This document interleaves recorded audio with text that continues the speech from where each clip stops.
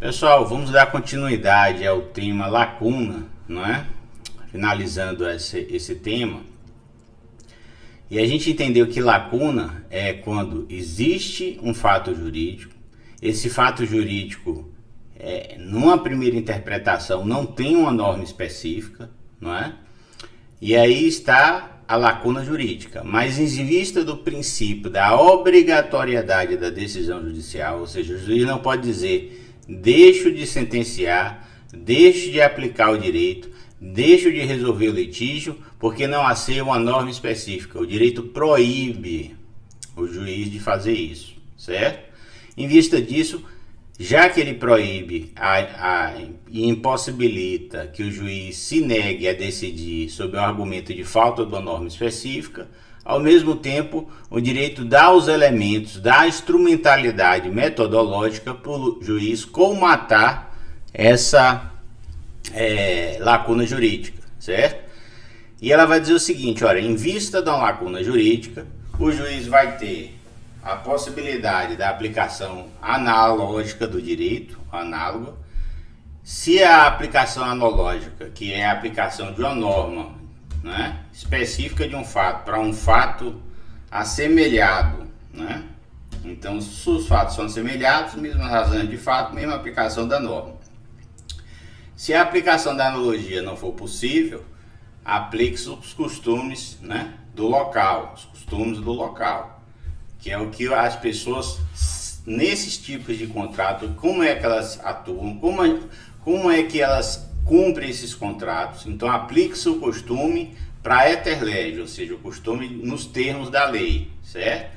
E se os costumes não resolver, por fim, terceiro e em último caso, os princípios gerais do direito. Enquanto os costumes são locais, lembre-se que os princípios gerais são universais, não é? Tanto que eles vão estar em cartas constitucionais, eles vão estar em cartas de direitos humanos, na Carta Universal dos Direitos Humanos da ONU, no Pacto de São José da Costa Rica, buscando o quê? Dar normatividade a princípios que foram selecionados pelos sistemas jurídicos universais de cada Estado-nação, né? E um precipitado de valores e formas de atuação do direito que foi entendido como princípios gerais do direito.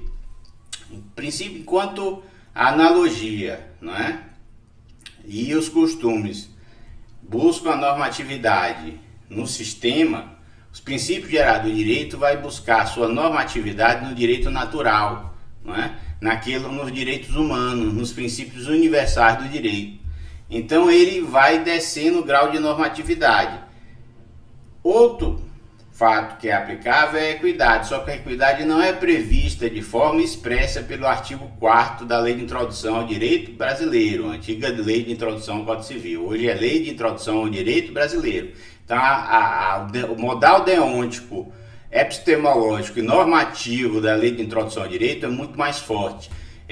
Se ela antes tinha um preconceito determinando que ela se aplicasse só ao direito privado, hoje ela aplica-se ao direito público e ao direito privado, certo? Os dois principais ramos do direito. E ela aplica a todos os ramos, os demais sub-ramos do direito, ou seja, direito administrativo, direito tributário, direito empresarial, direito trabalhista, certo? A Lei de Introdução ao Direito Brasileiro aplica-se ao direito trabalhista, aplica-se ao processo trabalhista, aplica-se ao processo civil, aplica-se ao direito penal e aplica-se ao processo penal. Existe um fenômeno dos sistemas principiológicos em vista da doutrina que arraigada em cada sistema, numa tentativa de isolar esse sistema e valorizar em demasia seus próprios princípios, buscando uma autonomia, certo? Só que essa autonomia tem que obedecer o princípio da pirâmide gaussiana. Existe a autonomia jurídica do sistema, mas ela não pode ir contra os princípios e garantias fundamentais da Constituição Federal. Então fique claro, existem os subsistemas e seus princípios, certo? Que vai variar, né, as valorações do bem jurídico e a forma de protegê-lo. Mas isso não implica e não pode implicar um distanciamento principiológico, lógico e sistemático da normatividade da Constituição Federal, certo? Então, vista que a lacuna é admitida pela doutrina, mas o próprio sistema, em vista da proibição do juiz dizer que não vai decidir por uma falta de uma norma específica, ele vai ter esses três elementos: a analogia, os costumes e o princípio geral do direito, certo? Então, quando existe uma lacuna, se diz que existe uma anomia, ou seja, falta de norma específica. Mas não quer dizer que não exista uma norma íncita, ou seja, preste a eclodir e ser aplicada pelo direito. Tanto que o juiz pode aplicar uma analogia ex legis, ou normativa, e uma analogia ex juris, né? A ex lege é quando você faz a norma, você tem uma norma que não se aplica ao caso concreto de imediato, mas em vista da semelhança do caso, não é? Você passa a aplicar, porque o valor normativo protegido por essa norma determina que ela possa ser aplicada pelo caso A, o caso B, o caso C, o caso D, não é? Então essa é a analogia legis, né? Existe a analogia juris, ou seja, quando a lacuna é maior. Não existe normas que possam ser uma norma só que seja aplicada analogicamente.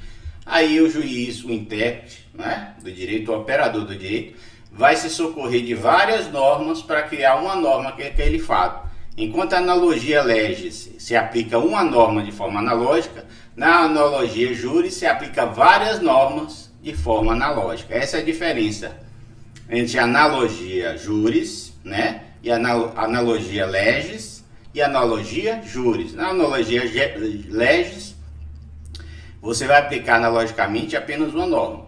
Na analogia juris, na falta de uma norma apenas, né, que não se amolda sozinha ao caso concreto, vai se pegar várias normas, né, e aplicar-se aquele fato, ou seja, várias normas vão fundamentar a aplicação do direito. Essa é a analogia juris, essa é a diferença. Enquanto a analogia legis, existe pelo menos uma norma que pode ser aplicada analogicamente. Na juris, na falta de uma norma específica, né, várias normas vão ser usadas de forma analógica para se pegar toda a amplitude do fato e gerar uma sentença, não é, aplicando e decidindo aquele direito e pacificando aquele fato social, certo? Então, a analogia legal, existe uma norma que permite que seja aplicada de forma analógica. Na analogia jurídica, vai ter um conjunto de normas, em vista de uma falta de uma única norma que consiga abarcar toda a complexidade do fato. Na analogia jurídica, busca-se todo o repertório normativo e faz-se uma analogia juris, ou seja, várias normas vão ser aplicadas analogicamente para dar cabimento à aplicação do direito àquele fato concreto. Então, na analogia legal, se encontrou uma norma e vai se aplicar ela analogicamente, uma norma. Na analogia juris, não se encontrou norma específica nenhuma que sozinha consiga ser aplicada ao fato concreto. O que é que o juiz faz? A analogia juris, ela pega várias normas e acalmata o fato concreto e aplica-se ao fato concreto para abarcar toda a complexidade daquele fato jurídico e decide-se, certo? Essa é a analogia juris. Então a diferença é que a analogia legal existe uma norma só. Na analogia juris são várias normas, né, sendo aplicada ao fato que foi determinado que existe uma lacuna jurídica. Os dois sistemas vão resolver a lacuna jurídica. Em um se encontrou uma norma, no outro não se encontrou nenhuma norma específica. Aí o juiz, em vista do princípio da proibição, né, de negar a prestação jurisdicional em vista da falta da norma, ele vai usar várias normas ao mesmo tempo para abarcar a complexidade daquele fato, e isso vai ser chamado de analogia jurídica, ou analogia juris, certo? O costume é a representação ou a repetição da conduta de maneira constante e uniforme. Em razão da convicção de sua obrigatoriedade no Brasil, existe o predomínio da lei escrita sobre a norma consuetudinária. Norma consuetudinária existe na Inglaterra, nos países da Austrália, nos Estados Unidos e em outros países onde o costume tem mais valor do que a lei, tem mais imperatividade do que a lei, certo? Mas no Brasil, a lei sempre foi privilegiada, em vista do princípio da segurança jurídica e em vista do princípio da isonomia, e por ter recebido influxos da Revolução Francesa, né, que valorizava a lei como garantidor dos direitos e garantias individuais. Então, o costume ele vai valorizar os atos reiterativos da sociedade, como as pessoas se comportam em determinadas obrigações e deveres contratuais, e vai aplicar esses costumes locais, certo? Então o juiz vai entender que aqueles costumes ele resolvem um caso concreto e vai aplicar o costume. Na falta da norma específica, aplique-se o costume, certo? O costume distingue-se em dois tipos de costume. Costume secundum legem, né, que auxilia a esclarecer o conteúdo de certos elementos da lei, ou seja, o próprio texto da lei delega aos costumes a solução do caso concreto, é amplamente aceito pela doutrina, porque o costume secundum legem, ainda que a lei não trate dos costumes, ele autoriza que o costume seja aplicado e mais. Ainda que não exista essa autorização expressa, o costume é tão rico nos valores protegidos pelo aquele sistema normativo, que aquele costume é integrado à norma. Então, na falta da norma, aplica-se os costumes segundo legem, certo? Existem os costumes contra legem, ou negativo, é o que contraria a lei. Provoca divergência na doutrina, pode ser de dois tipos: consuetudo abrogatória e desuetudo, ou seja, costume que abroga a norma, ou seja, que é contrário à norma, e costume que vem buscar o desuso de uma norma. No costume que abroga a norma, seria um costume contra a norma, que se choca com a norma e se choca com a previsão normativa, certo? Esse é o costume, a consuetudo abrogatória. Essa espécie de costume contra a legem, que se caracteriza por ser uma prática contrária às normas legais. Existem esses tipos de costumes que se chocam com o sistema normativo. Na Índia, por exemplo, existe o apedrejamento de mulheres, não é? Então, leis tribais eram aplicadas à revelia do sistema legal e do devido processo legal. Então, na época do Império Inglês, esse fato, né, que chocava o direito inglês, foi sendo perseguido pela polícia indiana, perseguido pela polícia inglesa, até a extinção. Então veja que o direito pode atuar de forma positiva, não é? Desde que seja aceito pela maioria, em vista de atos e costumes, que às vezes os atos e os costumes de determinada cultura, ele é autoritário, ele desrespeita os direitos individuais e universais reconhecidos pela maioria das nações, não é? Que entende-se civilizadas. Então, no caso da Índia, por exemplo, existia muito a questão do apedrejamento da mulher, não é? Na Arábia Saudita existia o fato de cortar o nariz da mulher. Então, tudo isso foi modificado em vista da tentativa de universalização de valores ocidentais, não é? Em vista de culturas que tinham seus costumes, mas esses costumes se chocavam com o sistema normativo aceito pela comunidade de países, né? A Organização das Nações Unidas. Então, o costume contra a legem, ele é afastado, ele não é aplicado, porque ele desprestigia a autoridade da lei, desprestigia a autoridade das autoridades constituídas, e ele é contrário aos valores normativos protegidos pelo sistema jurídico. Então, o costume contra a legem, tanto abrogatório contra o que busca o desuso da norma, ele não é aceito, ele não é levado em consideração pela doutrina como capaz de resolver uma lacuna jurídica, não é?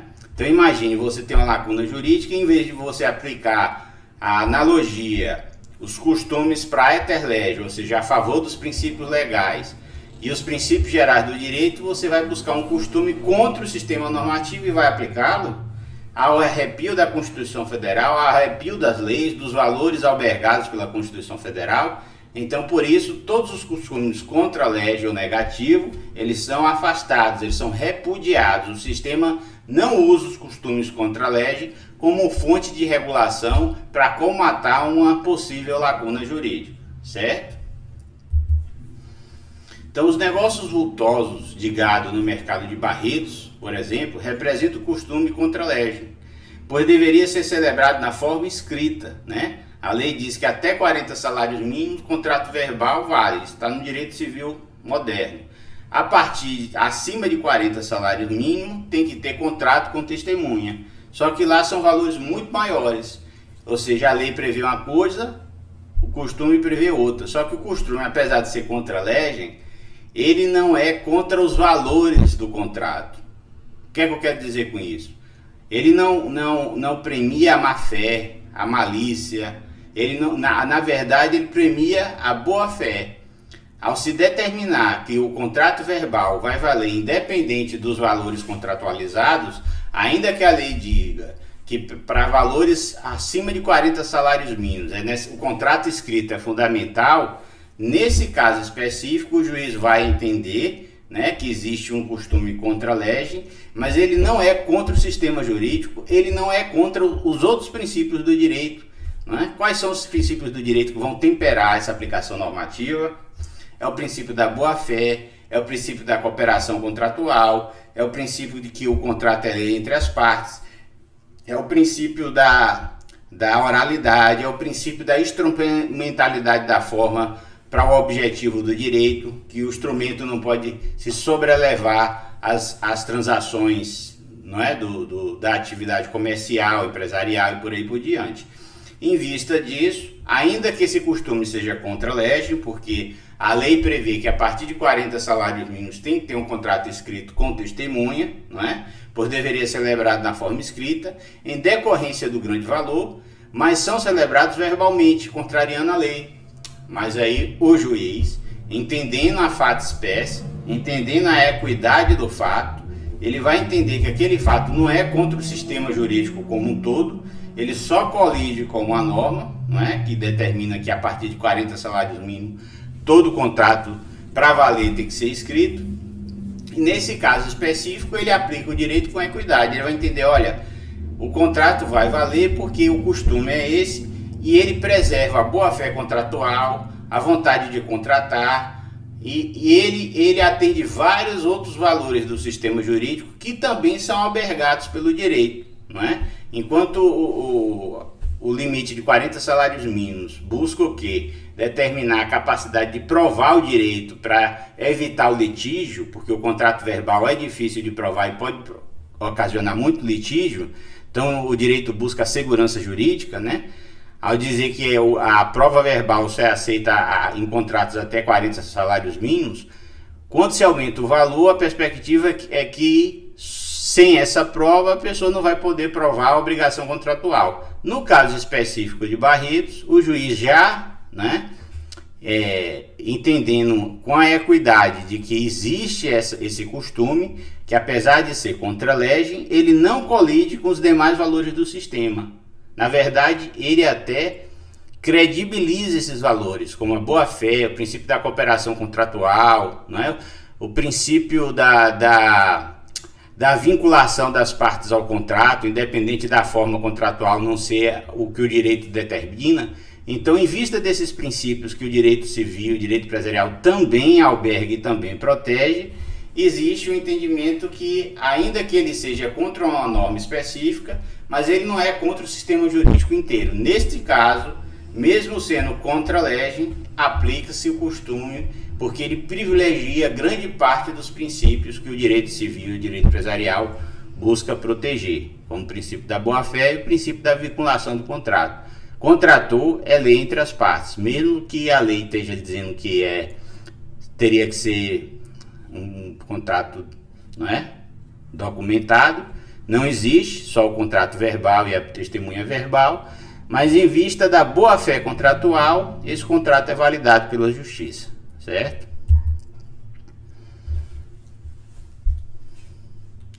Então, o costume praeterlegio integrativo é o que supre a ausência ou a lacuna da lei nos casos omissos. É amplamente aceito pela doutrina e está citado no artigo 4 da Lei de Introdução ao Direito Brasileiro. Ou seja, se o costume é praeterlegio, na falta da norma específica, nada mais justo do que aplicar-se o costume, porque ele preserva a deontologia, os valores que o sistema jurídico como um todo visa proteger. Então, se o costume é a favor da lei, a favor da norma jurídica, a favor do bem jurídico que a norma visa proteger, aplique-se o costume para éter lege, certo?